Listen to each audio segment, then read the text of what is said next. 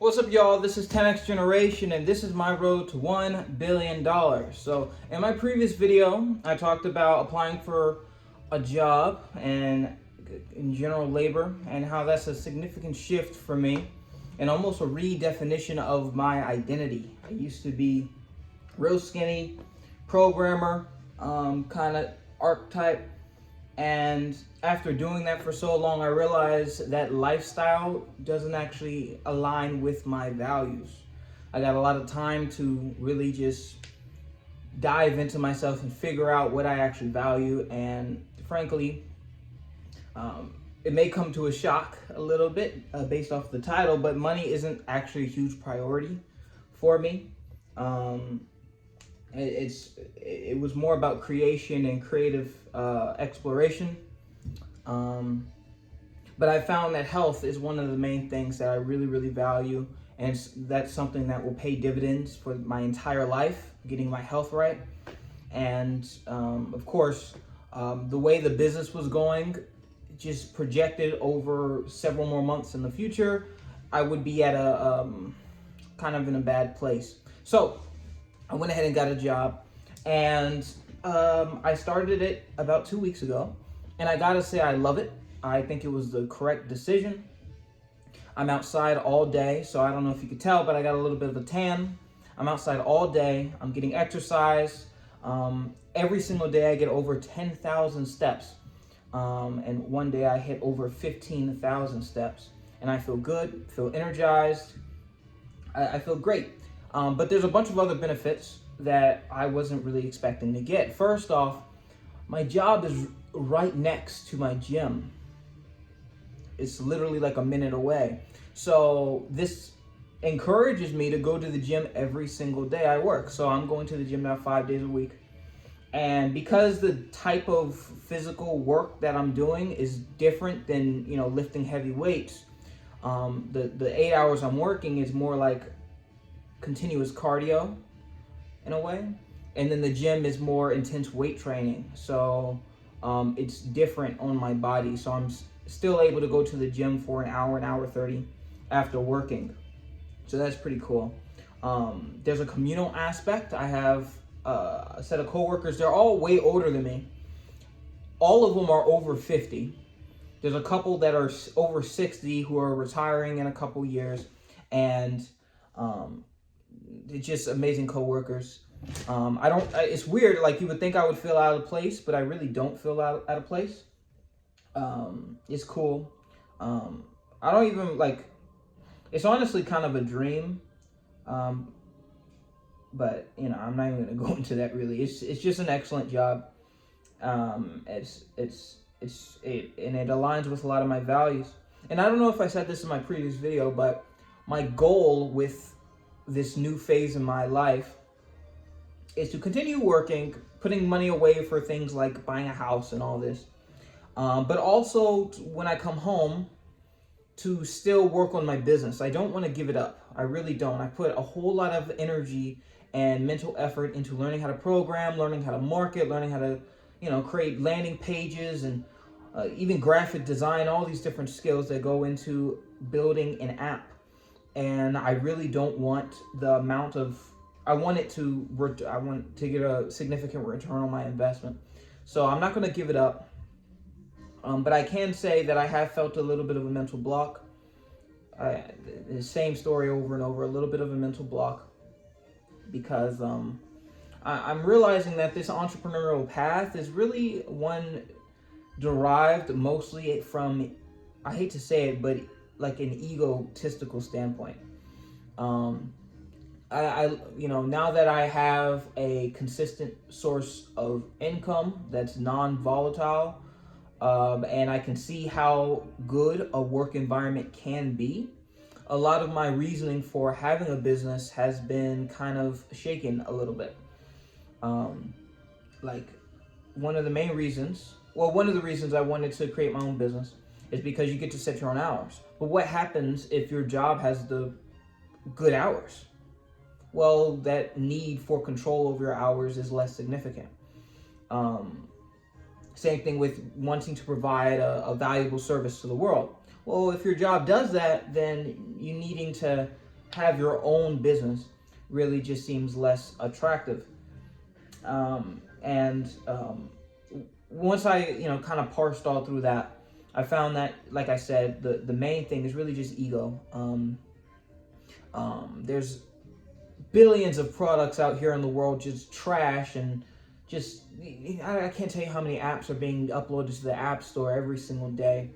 And the need for me to create my own and put it out there, I don't know, part of me feels like it's just adding to the noise of the world, if that makes sense.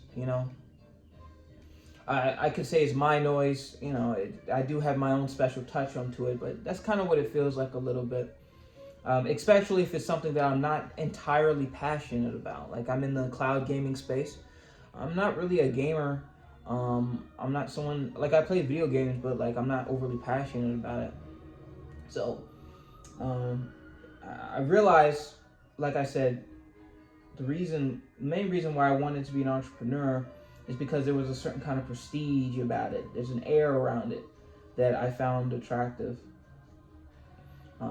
But it's kind of, I'm at the point where I put so many eggs into that basket, it would just be silly to stop now. So I'm continuing doing that, and the apps during this time actually have increased quite a bit.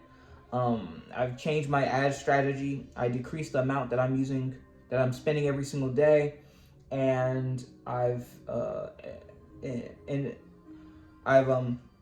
added this thing to my ads, my ad creatives, called like qualifiers, where instead of simply talking about the product that I'm selling, I really just try to eliminate people who I don't want, right? So it sounds obvious, but in my ads, the title, the tagline, the main thing, the big text that you see, no longer, like, usually what I would have is play PC games on your phone, PC games, PC game controller, Neon PC, whatever like that.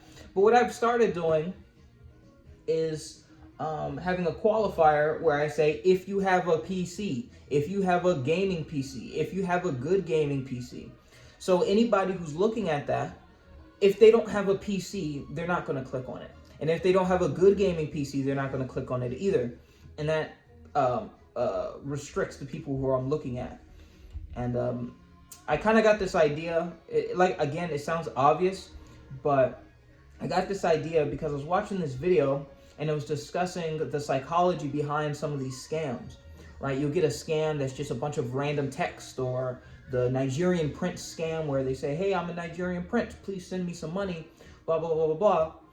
And my question was, the reason I was doing this research was because it's like, why would they have a scam that's so obvious? Like, why not make it something that's more believable? And the reason is because it serves as a qualifier. Only the people who would believe that a Nigerian prince needs money, or someone who would read jarbled text and then say, win $5,000 and click on that link. You have already excluded a large percentage of people who have their red flag alerts on working, right? The only people who would ever even take a second glance at some of these scams are people whose skepticism threshold is just so high. Like, it would just be so ridiculously high that a Nigerian prince or any other fantastical, goofy story you could come up with, they would click on. And this makes it easier down the line. I'm not scamming, but of course I can use that concept for something that actually serves a good purpose of getting people to play their games in a new way. And that's how I do that with this ads. That's where I got the idea. You need to qualify people. It's not about getting the most attractive tagline where everyone can relate to it. You actually want it to be qualify those people. You want it to be specific on only the people that you want. And then once you qualify them, then you kind of sweeten the deal. But I found that to be working pretty well. It's working pretty well. And I think I'm going to release a new app. I'm going to release this new app I'm gonna be calling Touch Sync. It's basically like Neon Controller, but it's only a controller. So there's no screen relay. So it doesn't copy the screen from your computer onto your phone. It only has the controller and it connects to your computer, and then you can play it. And it's going to be available for iOS and Android. And learning everything that I've learned off of Neon Controller, I hope to make this one an even bigger success. I should be able to get at least $400 a month from it, passively, at least. Actually, it should be more than that, because it's on iOS and Android. But of course, it takes time to build up the audience and all of that. But yeah, that's what I'm gonna be working on. But other than that, everything has been going pretty well. I haven't made a whole lot of videos because I don't really have, like, I have stuff to talk about, but it doesn't feel very urgent or super exciting.